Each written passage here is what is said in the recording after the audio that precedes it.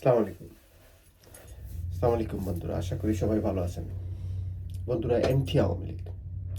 অনেকে মনে করেন বা আমাকে বলতে চান পার্সোনালি, আপনি কি অ্যান্টি আওয়ামী লীগ?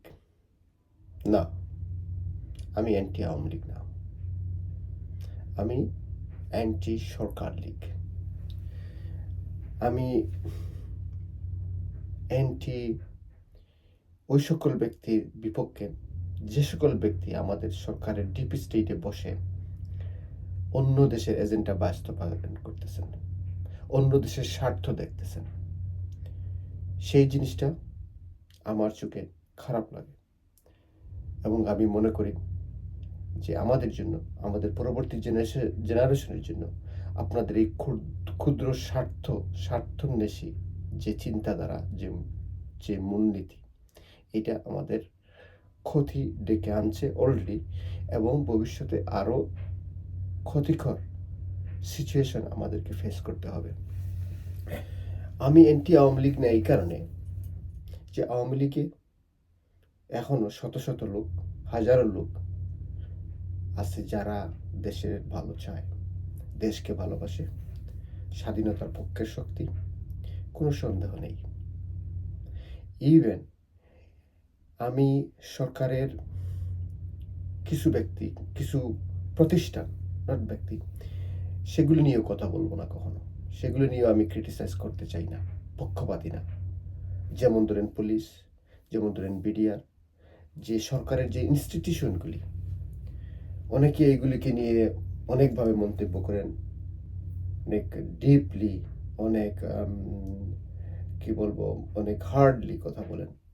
আমি সেটা বলতে চাই না। তার কারণ হচ্ছে পুলিশ বলেন, আর্মি বলেন বা অন্য যে কোনো সরকারি প্রতিষ্ঠান বলেন, যখন যে সরকার আসে তারা এটাকে ব্যবহার করে, এই ডিপার্টমেন্টকে ব্যবহার করে, এই ইনস্টিটিউশনকে ইউজ করে। সুতরাং মেইন সমস্যাটা হচ্ছে সরকারে ভালো লোক, খারাপ লোক আছে। যখন একটা সরকারে খারাপ লোকের সংখ্যা বেড়ে যায় বা খারাপ লোকের সংখ্যা অধিক হয়ে যায়, ম্যাক্সিমাম হয়ে যায়, তখনই ওই সরকার দ্বারা দেশের স্বার্থ বিঘ্নিত হয়।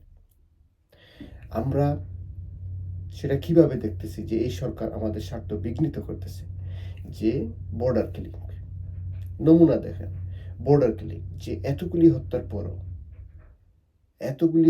পরও আমাদের সরকার ন্যূনতম একটা বিবৃতি দেওয়ার মতো ক্ষমতা রাখে না, ক্ষমতা কিংবা সৎ সাহস রাখে না। আমাদের সেই 54টা অভিন্ন নদী, ভারতের সাথে যে অভিন্ন নদী আছে, পানির ফেয়ার শেয়ার দাবি না করা বা পানির ফেয়ার শেয়ার থেকে আমরা বঞ্চিত হওয়া, অথচ আমাদের সরকার কথা বলতে পারে না।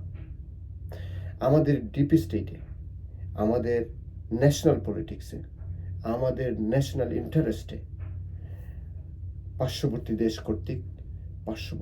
ডিপ্লোমেট কর্তৃক যে হস্তক্ষেপ, ওপেনলি অ্যান্ড ইন্টারনালি, সেটা আমরা দেখতে পাই। এটা আমাদের পছন্দ না। সুতরাং এই জিনিসগুলি নিয়ে আমরা ক্রিটিক করব, আমরা কথা বলব, আমরা আলোচনা করব, আমরা সমালোচনা করব।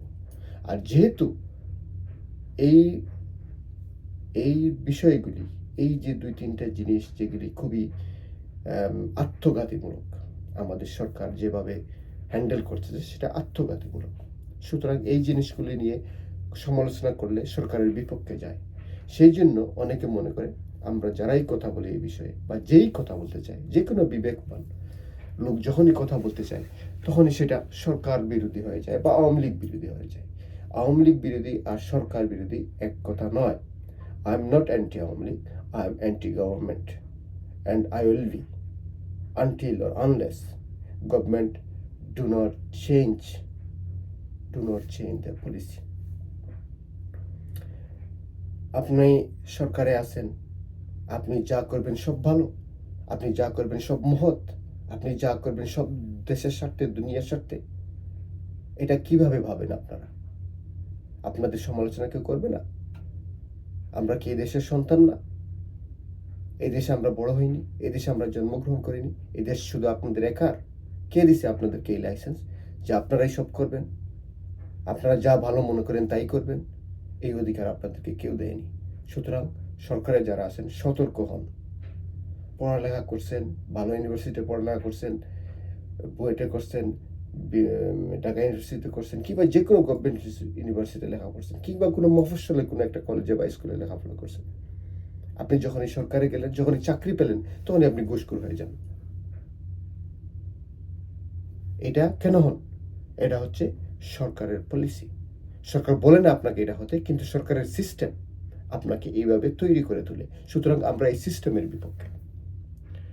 এই জন্যই আমরা ইন্ডিয়ার বিপক্ষে, এই জন্যই আমরা বিজেপির বিরুদ্ধে। যখন আমরা বলবো ইন্ডিয়ার বিপক্ষে, আমরা ইন্ডিয়ার মানুষের বিপক্ষে নই, আমরা বিজেপির বিপক্ষে, আমরা ইন্ডিয়ার সরকারের বিপক্ষে। কারণ এই সরকার এবং আমাদের সরকার, তোমরাই আমাদের স্বার্থ বিঘ্নিত করতেছ এবং উভয়ে দায়ী। সুতরাং আমরা অ্যান্টি সরকার মুভমেন্ট চালিয়ে যাচ্ছি এবং চালাবো, কথা বলবো, সমালোচনা করবই। যদি একজন ব্যক্তি, একজন মানুষ, সে তার বিবেককে কন্ট্রোল করে, কখন? যখন সে মনে করে ও কথা বলে কি হবে, কিছু লোক আছে দেখবেন, কথা বলে কি হবে, এইসবে কিছু হবে না, কোনো লাভ হবে না, এই সরকার সব খেয়ে ফেলছে, এই সরকার বিরোধী দলকে গুম করে ফেলছে, খুন ফেলছে, কেউ কথা বলার লোক নাই। আর ভাই আপনি বলেন, আমি বলি, কি হোক না হোক সেটা বড় কথা নয়, আপনি নিজের কাছে তো স্বচ্ছ থাকতে হবে। আপনি আপনার নিজের কাছে তো এটা বলতে পারবেন যে না, আমি কথা বলছি, একজন লোক শুনছে কিংবা কেউ শুনে নাই, আপনি নিজে নিজে বলেন, নিজে নিজেকে বলেন, আফসুস করেন। এটাই প্রতিবাদ, এটা অপ্রতিবাদ। সুতরাং বন্ধুরা, কথা বলতে হবে, কথা শুনতে হবে, উদ্যোগ নিতে হবে।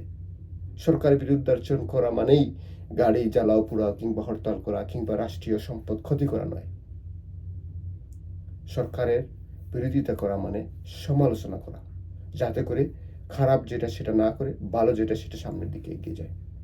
ধন্যবাদ বন্ধুরা, হয়তো আমি আমার অবস্থানটা কিছুটা ক্লিয়ার করতে পারছি। আমি এটা নিয়ে আরও কথা বলবো, বৃহৎভাবে বলবো, ডিটেইললি বলবো, এবং আশা করি এটা আরও ক্লিয়ার হবে ইনশাআল্লাহ। সর্বোপরি গড ব্লেস বাংলাদেশ। সবাই ভালো থাকেন। আসসালামু আলাইকুম।